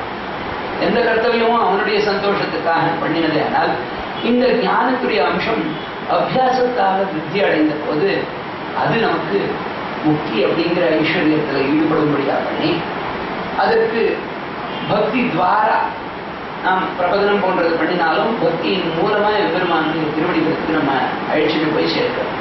இந்த பிரபலமான அபியாசத்தாலே ஆத்ம சாட்சா்காரம் உண்டாது. ஞான யோகத்தின் மூலமா ஆத்ம சாட்சா்காரம் நமக்கு கிடைக்கும். ஞான யோகத்துக்கு அதிகாரியாக இருக்கக்கூடியவனும் கூட கர்மயோகத்திலேயே நிறுத்தனாக இருந்தது. ஏன்னா அது ரொம்ப சௌக்கியம். கர்மணைவதி சம்சித்தி மாசிக்கா ஜனகாதயான்னு கீதை சொல்லணும். ஞான யோகியே தான் ஜனகர். ஆனா கர்மயோகத்திலேயே இருந்த முதல் ஸ்டெப்லேயே இருந்த. எதனாலேன்னு கேட்டா இதுல எல்லாமே கலந்துருக்கு. இதன் மூலமா பகவத் சாட்சா்காரம் பெறலாம் அப்படின்னு அதுலேயே நிறைய இருந்தார். பண்ணக்கூடிய கர்மாக்கள் எல்லாம் பிரம்மாத்மகமா இருக்கக்கூடிய காரணத்தாலே பிரம்மம் மயமானதுன்னு யார் ஒருத்தன் அனுசந்தானம் பண்றானோ அவன் பிரம்ம கர்ம சமாதிஸ்தன் அப்படின்னு பேசப்படுவான். பிரம்ம கர்ம சமாதிஸ்தனாக அவன் பிரம்மாத்மகமான காரணம், பிரம்மமயமான காரணம், பிரம்மமயமான ஆத்மஸ்வரூபத்தை அவன் பெறுவான். ஆத்மஸ்வரூபம் என்ன அதை தெரிந்து கொள்வான். இந்த கர்மயோகத்தை அனுஷ்டிக்கும் போது நியதமாக இருக்கக்கூடிய நித்திய நைமித்திகா கர்மானுஷ்டானம் இருக்கு. அந்த நித்திய நைமித்திகா கர்மானுஷ்டானத்தை தன்னுடைய ஆசிரமம் வர்ணம் அதற்கு உச்சிதமான கர்மானுஷ்டானத்தை விடாமல் நியதமா பண்ணியாகணும். அநேகம் வகை கர்மயோக பிரகாரங்கள் இருக்கு. அந்த கர்மயோக பிரகாரங்களில தனக்கு எவ்வளவு சக்தி இருக்கோ அந்த சக்திக்கு குறைவில்லாதபடி பகவத் ஆராதனா போட்டு சக்திக்கு குறைவில்லாதபடி எல்லா கர்மாக்களையும் தன்னுடைய சக்திக்கு குறைவில்லாதபடி தப்பாமல் விடாமல் ஆச்சரணம் பண்ணிட்டு வரணும். கர்மயோகத்தால் சித்தசுத்தி உண்டாகும். ஞானகாரமாக இருக்கிறதுனால ஆத்ம சாட்சா்காரம் உண்டாகும். இதனால மோக்ஷோபாயம் சித்தி. மோக்ஷோபாயமாக இருக்கக்கூடிய பக்தி யோகத்துக்கு இது அங்கமாக பிரபத்தி பண்ணினாலும் அந்த பிரபத்தி பக்தியின் மூலமாக தான் எம்பெருமான் நாம் அடைவதற்கு காரணமாயிருக்கு. அந்த மாதிரி இருக்கிறதுனால எல்லாமே நாம் பண்ணிட்டு அப்படிங்கிற எண்ணத்தோட பண்றது. அகம் மத்ரக்ஷணபரா மத்ரக்ஷண பலம் ததா நமமா ஸ்ரீபதேரேவ இது ஆத்மானம் நிக்ஷிபேர் புசாகா அப்படின்னு சுவாமி தேசிகன் சாதிக்கிறாரு. அந்த மாதிரி எந்த ஒரு காரியத்தையும் முக்த சங்கா எல்லாவற்றையும் விட்டுட்டு சங்கத்தை விட்டு ஆசக்தி இல்லாமல் இருக்கணும். அனகம்பாதி கர்த்தத்வாபிமானம் இல்லாமல் இருக்கணும். திருப்தியுற்சாக சமன்விதா உற்சாகம் இருக்க அது பூர்ணமான வரையில் குறையக்கூடாது. ஆரம்ப சுரத்துவம் அநேகம் பேருக்கு உண்டு. ஆரம்பத்தில் மாத்திரம் சுரத்துவம் இருந்து கடைசி மட்டும் அது நிலைக்கலைன்னா பிரயோஜனத்துக்கு வராது. திருப்தியுற்சாக சமன்விதான்னு சொல்றான் பெருமாள் கீதையில. இந்த மாதிரி சித்திய சித்தியோகோ நிர்விகாரா சித்தி அசித்தி அதில் விகாரம் அடையாமல் இருக்கு. அந்த மாதிரி பண்ணினதேனால் யுத்தம் போன்றது உனக்கு கர்த்தவியம். க்ஷத்ரியனா இருக்கக்கூடிய உனக்கு கர்த்தவியம். இந்த யுத்தத்துல விரோதிகளை அழிக்கிறேன்னு நினைக்காதே. இல்லைன்னாலும் அவர்கள் முடிந்தே தீர்வர்கள். உனக்கு சித்தி வந்தாலும் அசித்தி வந்தாலும் அதை மனசுல விகாரம் கொள்ளாமல் நீ பண்ணினதேனா அந்த மாதிரியான கர்த்தத்துவம் இருக்கேன். அந்த மாதிரி யார் கர்த்தாவா இருக்கானோ அவன் சாத்விகன் அப்படின்னு விசேஷமா சாத்விக கர்த்தா யாரு எல்லாத்தையும் பெருமாள் சொல்லியிருக்கான். கர்மயோகம் இருக்கு. இந்த கர்மயோகத்துல ஞானம் பக்தி மூணும் அடங்கி இருக்கு அப்படிங்கிற வித்தாந்தத்தை ரொம்ப அழகா ராமானுஜர் பிரதிபாதனம் பண்ணி எல்லோருமே பகவானுடைய ஆக்ஞா அனுஜ்ஞா கைங்கரியங்களை அவசியம் பண்ணி ஆகணும் கர்த்தவியம் அப்படின்னு நியமிச்சார். அந்த காரணத்தால்தான் வேதங்களுக்கு சந்தோஷம் உண்டாச்சுன்னு சொல்லி அம்பதனார் சாதிக்கிற போது ரொம்ப அழகா சாதிக்கிறார். நாட்டிய நீச சமயங்கள் மாண்டன. பொல்லாத சமயங்கள் இருக்க பகவானை ஒப்புக்கொள்ளாத மதங்கள் எல்லாம் நாசமடைந்தது. நாரணனை காட்டிய வேதம் கணிப்புத்தது. நாரணனை காட்டிய வேதம் இருக்க அந்த வேதம் சந்தோஷம். ஆக எல்லாருமே என்னுடைய இதை தெரிஞ்சுட்டு எந்த உத்தேசமா இத்தனையும் வந்ததோ அதை தெரிஞ்சுட்டு பகவானுடைய பிரீத்தி வரையில் பிரீத்தியை உத்தேசம் பண்ணி எல்லாரும் பண்றார்கள் அப்படின்னு வேதங்கள் சந்தோஷப்பட்டதான். எப்போதுன்னா பகவத் ராமானுஜர் அவதாரம் பண்ண பிறகு காட்டிய நீச சமயங்கள் மாண்டன. நாரணனை காட்டிய வேதம் கழிப்புத்தது. தென் குருகை வள்ளல் வாட்டவிழா வண்டமிழ் மறை வாழ்ந்தது. மண்ணுலகில் ஈட்டிய ஸ்ரீரத்து ராமானுஜன் தன் இயல்பு கண்டது. ராமானுஜனுடைய அந்த ஸ்வபாவம் பார்த்தவுடனே எல்லாருக்கும் வேறுபட்ட ஆனந்தம் உண்டு. வேதங்களுக்கு ஆனந்தம், நம்மாழ்வாருடைய ஸ்ரீசூக்திகளுக்கு விசேஷமான மானியத்தை இதெல்லாம் உண்டாச்சுன்னு ராமானுஜனுடைய பெருமையை சாதிக்கிறார். ராமானுஜர் வியாக்கியானங்கள்ட்ட இதெல்லாம் சொல்லி விஸ்தாரமா அவசியம் இது கர்த்தவியம். எந்த உத்தேசமா இத்தனையும் வந்தது, எந்த மாதிரி பண்ணினது ஆனால் அப்போது நீங்க பண்ணினதுக்கு பூர்ணமான பலம் இருக்கும் அப்படிங்கிறத எடுத்து சொன்னார். அதை தெரிஞ்சு எல்லோரும் அனுஷ்டான பரியந்தம் வைத்துக் கொண்டார்கள். எல்லோரும் சுலபத்தில் உஜ்ஜீவனம் அடைந்தார்கள் அப்படின்னு அவருடைய உபகாரத்தை ஸ்மரணம் பண்ணிக்கொள்ள ஒரு அவகாசம் இருக்கு. மேலும் இதே மாதிரி இன்னும் ராமானுஜர் பண்ணின உபகாரங்கள், ராமானுஜருடைய பெருமைகள் அதையெல்லாம் இன்னும் 3 நாள் 4 நாள் இன்னும் அவகாசம் இருக்கு. அனுபவம் பாச்சா கைங்கரிய பகவதர்மம் பண்ணுறதுக்கு முன்னாடி எல்லாருக்கும் கிருத்தங்களை சொல்லி மாய கல்யாண சாதனை ஸ்ரீமதே ஸ்ரீமதே